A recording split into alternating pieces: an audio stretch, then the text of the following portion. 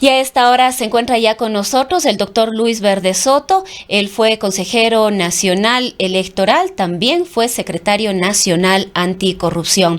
Doctor Verde Soto, muy buenos días, gracias por acompañarnos. Nos gustaría iniciar este diálogo con una lectura suya respecto de este apresurado proceso electoral que se llevará a cabo el día 20 de agosto, luego de la muerte cruzada que disolvió la Asamblea Nacional y este lapso en el que gobierna el presidente de la República vía decretos ley. Bienvenido.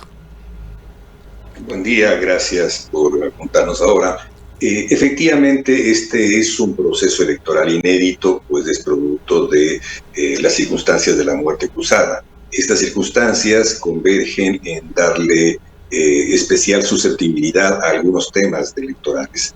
Lo corto de la campaña, el tipo de participantes, la crisis general que acordona al sistema político ecuatoriano, llevan a que tengamos especiales susceptibilidades en esta campaña y que deben tener un especial cuidado por parte de los actores políticos. Ahora, esto les ha puesto a correr no solamente a las organizaciones políticas, sino también al Consejo Nacional Electoral para poder organizar, como decía usted mismo, un proceso inédito. Ha sido algo apresurado que, como decíamos en la introducción, además ha puesto en evidencia la crisis de las organizaciones políticas. Decíamos que de los 8 binomios, 7 que están participando para el proceso del 20 de agosto no pertenecen, no son militantes de las organizaciones políticas que los están auspiciando, y vemos una serie de alianzas, vemos diría yo, incluso una mezcla una serie de mezclas en las que las ideologías prácticamente ya han dejado de importar en este momento. Respecto de esto se ha hablado mucho de la necesidad de reformar el Código de la Democracia, pero ha sido algo que se ha venido hablando, pero algo que a la final no llega a concretarse. Mira, yo creo que el primer elemento es de que las elecciones, si bien son anticipadas, si bien son peculiares, por parte del Consejo Nacional Electoral debieron estar siempre organizadas. La elección es un hecho estándar, es un hecho que debe tener una rutina y una consecuencia permanente, casi automática, que es la que permitiría tener siempre lista la posibilidad de una elección. De hecho, la rutina garantiza que bajen las posibilidades de transgresión de las normas y de transgresión de la transparencia electoral. Esto de un lado, lastimosamente esto no ha ocurrido, cada vez tiene que volver a hacerse desde el principio de las cosas y volvemos a tener carreras en torno al Consejo Nacional Electoral. Respecto de los partidos, ciertamente la crisis partidaria es una crisis que corre por toda América Latina, corre en buena parte del mundo, lo que nos lleva a varios temas. El primero es el de que estamos obligados como sociedades a repensar las formas de la representación política, a pensar permanentemente que la política requiere de actores organizados, no requiere de actores individuales y peor aún de actores emocionales, cuando lo que se debe basar es en una interacción entre los sujetos. Y esto pues implica que cambiemos las formas de representación política. Yo creo que hay que tener cuidado con estigmatizar las alianzas. Las alianzas es una forma preliminar de formar nuevas entidades políticas. De hecho, en Ecuador nuestra misma legislación tiene una cara favorable y una cara desfavorable. La cara favorable es de que la alianza en sí misma se constituye una nueva entidad política temporal mientras dura la alianza, mientras duran los objetivos se plantea con programas. De hecho, la alianza tiene que presentar un programa de gobierno distinto del de las partes aliadas, por eso es una alianza.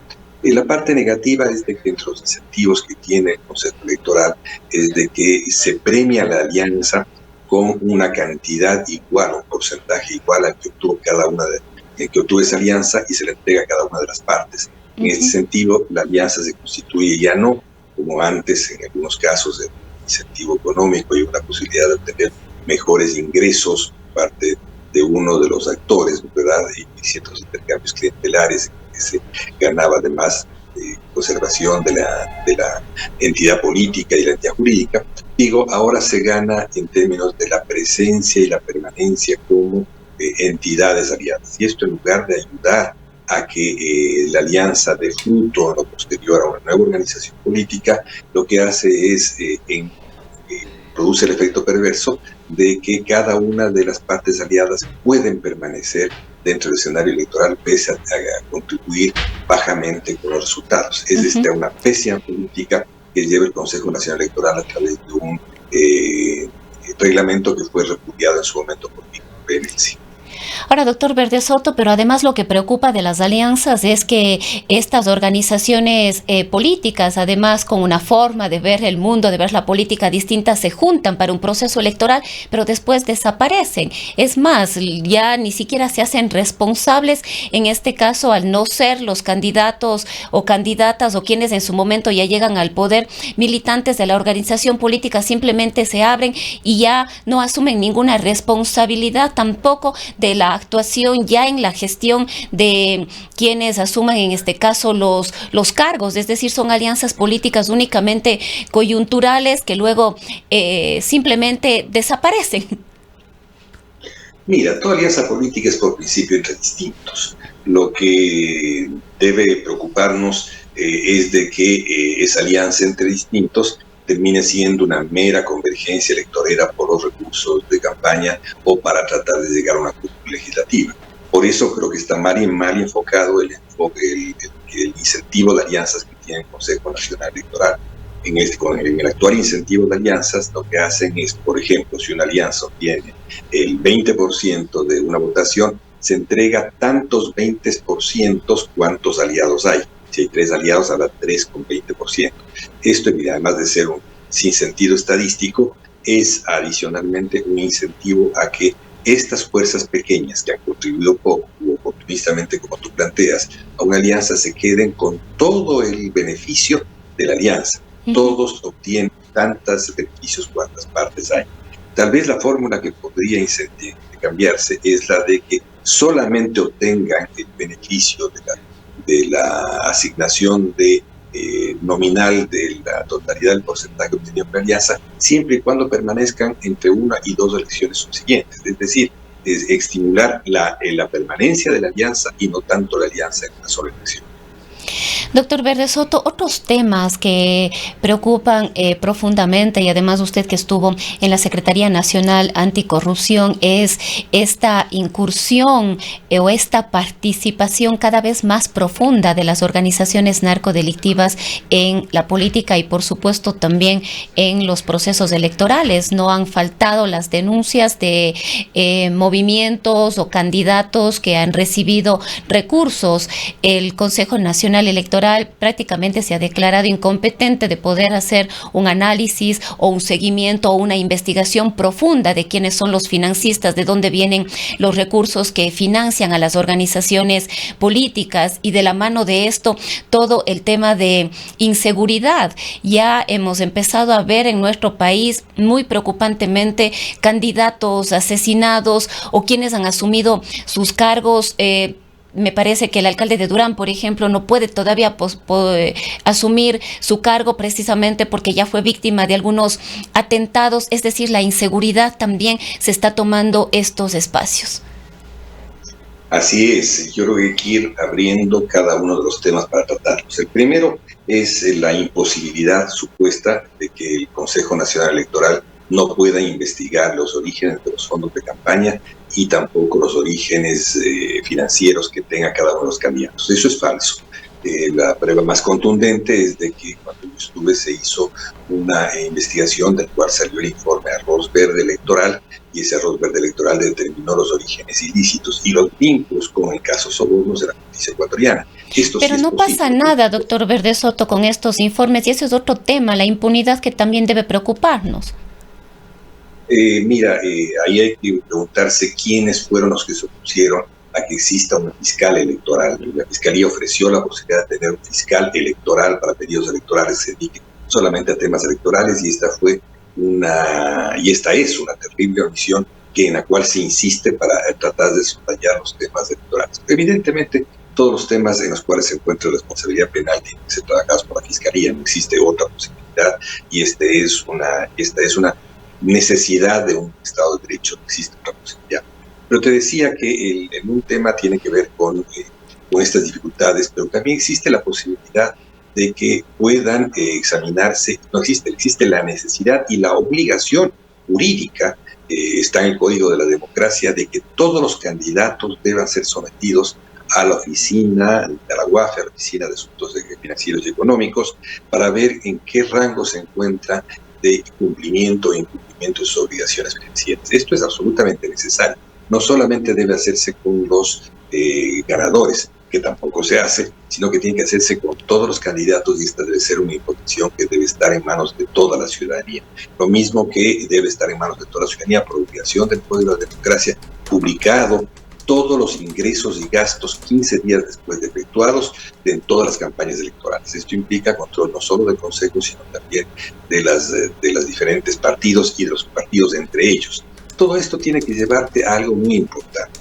El Consejo Electoral debió tener ya, y hay un Instituto de la Democracia para eso, debe tener un dispositivo de investigación sobre los orígenes lícitos e ilícitos en el financiamiento de las campañas. Los orígenes ilícitos, recuerda que hizo un informe sobre el dinero ilícito en las campañas y entonces hubo quienes actanciosamente dijeron que eran fantasías, pues ahora las fantasías son unas realidades que nos pesan muy duramente. Lo que hay que descubrir con claridad es difícilmente vamos a poder ver los montos sobre los cuales del ilícito lavado de activos penetra sobre las campañas, pero sí podemos ver las modalidades a través de las cuales ese dinero ilícito opera en las campañas. Esto es importante, porque muchas veces no operan poniendo sus propios candidatos, otras veces operan poniendo sus candidatos, es decir, buscan objetivos políticos y hay que descubrir esos objetivos políticos y la autoridad electoral está en la obligación de denunciarlos y la obligación de saber qué es lo que está ocurriendo.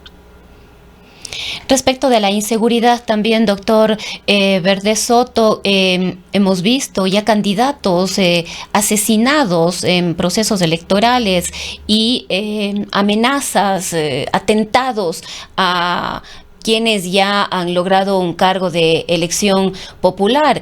No sé si es que a quién le corresponde en este caso, a qué organización, o debe ser un trabajo colectivo, un trabajo conjunto, de tener, por ejemplo, un plan en un nuevo proceso electoral que permita cuidar la vida de los militantes, la vida de los candidatos, la vida de las candidatas, es decir, la inseguridad en torno a los procesos electorales en relación a las organizaciones narcodelictivas u otro tipo de organizaciones delincuenciales es un tema grave que está enfrentando ahorita el Ecuador.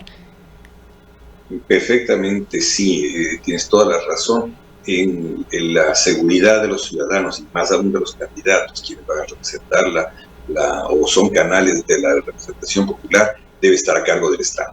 Esto no hay ninguna duda, son Ministerio del Interior, es el mismo Consejo Electoral que debe proporcionar los criterios en torno a los cuales se deban hacer campañas electorales seguras. También, otra vez, vuelvo sobre lo mismo, el Consejo Electoral tiene que tener protocolos de seguridad para los candidatos. No debe hacer la parte relativa a la seguridad, solo corresponde al Ministerio del Interior, pero en conjunto con el Ministerio del Interior debe tener protocolos de seguridad para los candidatos. Eso lo hicimos, por ejemplo, en la pandemia.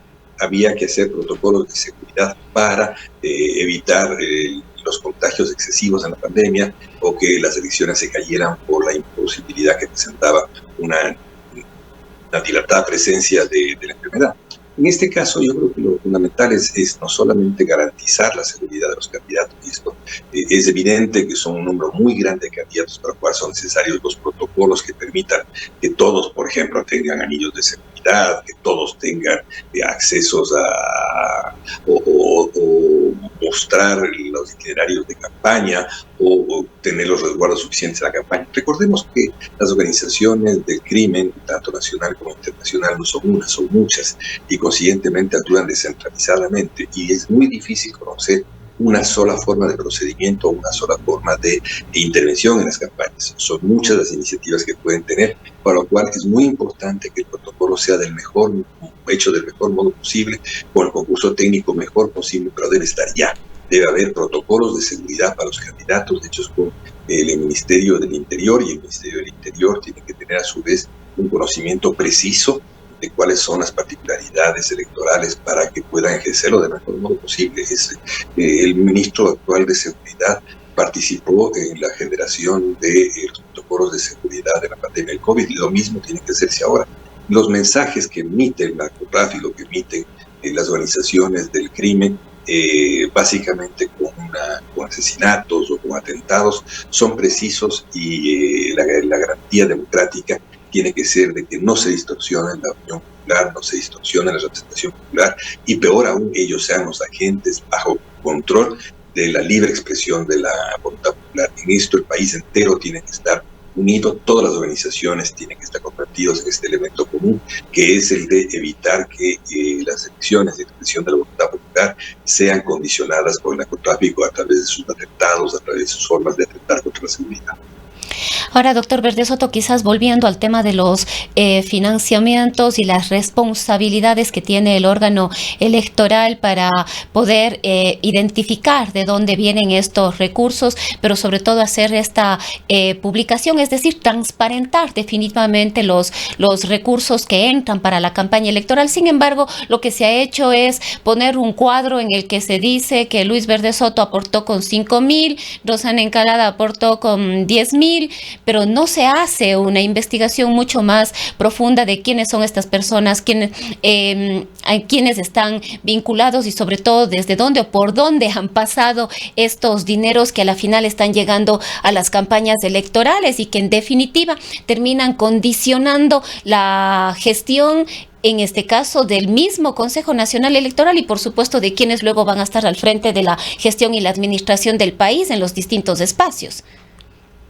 No cabe duda, lo que tú planteas tiene dos aristas. Una arista es el financiamiento ilícito de las campañas que no es registrado y sin embargo del cual el Consejo Nacional Electoral tiene que tener una visión sobre los mecanismos de este financiamiento ilícito. Para eso existe un Instituto de la Democracia, para eso existen autoridades electorales, para eso existe una fuente de información, está la UAF.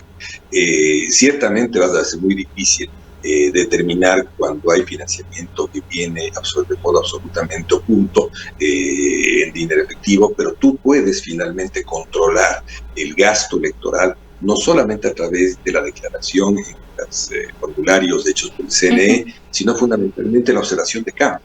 En todos los países que yo conozca que trabajan seriamente el tema electoral, en todos ellos ahí existen observadores de campo que hacen una evaluación de los conjuntos de ingredientes que forman parte de esa campaña y estiman los gastos existentes. Por otro lado, se investiga quienes convergen en una campaña, en este caso los financistas, tienen que ser investigados por la UAF. Si tú donas, si yo dono, yo tengo que ser un sujeto que tiene varias cosas. Una investigación por parte de la UAF a ver en qué rango de los mapas de calor de la UAF me encuentro respecto a el dinero ilícito, o sea, probables transacciones ilícitas, y la segunda evidente es que todo el origen del dinero que yo aporte formalmente a una campaña tiene que estar respaldado en el servicio de rentas, en patrimonios existentes, en la superintendencia de compañías, etcétera. No es posible que aparezcan sujetos donantes que no tienen patrimonio pues, de cuál hacer la donación. Esto no quiere decir que la política se ha vuelto solamente patrimonio de los ricos, sino que no deben utilizarse testaferros. Todo esto es posible hacerlo y debe hacerlo el Consejo Electoral y deben hacerlo todas las organizaciones de la sociedad cuando se publican las cuentas, que deben ser 15 días después de realizadas. Es decir, en una campaña corta tendrá que ser cada 15 días. Y ahora que estamos en una campaña en la que ya se están comenzando a registrar gastos, es necesario que el Consejo Electoral comience a tener cierta sensibilidad para registrar estos gastos. Gastos de consultoría electoral, gastos en redes, y este es el tema central. Ahora va a haber un gasto fundamentalmente en campaña digital, en la que hay que tener la perspicacia suficiente y el conocimiento suficiente para que pueda detectarse el gasto en redes y detectarse el gasto no necesariamente ilícito o originado ilícito, porque puede ser lícito el gasto, pero no originado ilícito, y se debe hacer en redes. Por ejemplo, gasto que se hace en el exterior pagando redes para la campaña ecuatoriana. Esa es una forma de evadir, ¿no es cierto?, los gastos existentes. Todo esto tiene que hacer el Consejo Electoral, para eso existe la autoridad electoral. Ahora, ¿usted está de acuerdo en que sea el Estado el que siga financiando las campañas electorales o como era antes, que sea cada candidato con sus propios recursos los que hagan su campaña? Yo estoy cada vez más afirmo con mayor rotundidad y fuerza que es el Estado el que debe financiar, no la campaña, sino financiar una parte de ella que es la publicidad, ¿verdad? Uh-huh. Recuerda tú que el Ecuador hace es financiar la publicidad. ¿Por qué? ¿Por qué se introdujo esto en el Ecuador? Porque la publicidad es el elemento fundamental donde existe distorsión de los recursos que maneja cada uno de los candidatos. Es evidente que si es que quitamos el financiamiento estatal, dejaríamos en una mayor desigualdad que ya existe entre aquellos que tienen los recursos para invertir en campaña y aquellos que no tienen recursos para invertir en campaña. Pero es evidente, además, más complicado en esto es de que dejaríamos al país en manos de las fuerzas de la que serían quienes tendrían capacidad de financiar a quienes no tienen o de incentivar o dar mejores condiciones para aquellos que la tienen. Lastimosamente, lo que hay que hacer es cuidar y sancionar severamente a quienes excedieron los límites de la campaña, más aún cuando se detecten casos de financiamiento ilícito no registrado. El financiamiento registrado generalmente tienda, y yo creo que con las últimas reformas que hicimos en el Código de la Democracia tenderá a ser más escrupulosamente observado. Lo fundamental es aquel gasto que no se registra, aquel gasto que sin embargo es ejecutado en una campaña y consiguientemente en lograr la voluntad ecuatoriana en condiciones desiguales. Y esto lo puedes hacer simplemente examinando los diversos rubros de campaña. Yo he planteado que tengamos una especie de ítems de los cuales es posible el gasto en campaña y aquello que no es posible el gasto en campaña. Que tengamos claro de que quien sale fuera de esos ítems efectivamente incumple y conscientemente su misma candidatura debe entrar en peligro, así mismo su misma elección en caso de ser un candidato electo. Recuerda que tenemos una campaña muy fuerte, muy susceptible de ser impactada por los medios digitales y conscientemente también por dinero ilícito que se canaliza a través de ellos. Doctor Verdesoto, para ir cerrando este diálogo, si bien el país tiene una serie de problemas, la inseguridad, la situación económica, la falta de empleo, los ciudadanos, las ciudadanas deberían exhortar, exigir también a cada uno de los candidatos y candidata un pronunciamiento claro, una propuesta concreta que vayan a implementar para combatir la corrupción. Sin ninguna duda. Yo creo que el tema es de que la corrupción es ya una parte necesaria de la agenda nacional y no debe ser la corrupción una parte aleatoria de las agendas individuales de los candidatos, dependiendo si la corrupción está en primero, segundo o tercer lugar de las encuestas. La corrupción es una de las mayores distorsiones de la expresión de la vida pública, de la conformación de la opinión pública, de la conformación de la esfera pública. Consiguientemente, sí, me parece una notable sugerencia el que deba exigirse, y es parte del compromiso que puedan tener y que debe haber, por ejemplo, frente al debate, de que haya un pronunciamiento radical sobre la agenda común de los ecuatorianos frente a la vida pública. Yo mismo me estoy preocupándome en estos meses, que estoy fuera de toda actividad política en Ecuador, en pensar los términos de una agenda común contra la corrupción. Bien, queremos agradecerle, doctor Verdesoto, por haber compartido esta mañana. Mil gracias por volver a pedir el país. Muchísimas gracias. Ha sido el doctor Luis Verdesoto. Él fue consejero nacional electoral, también secretario nacional anticorrupción. Son las 8:30.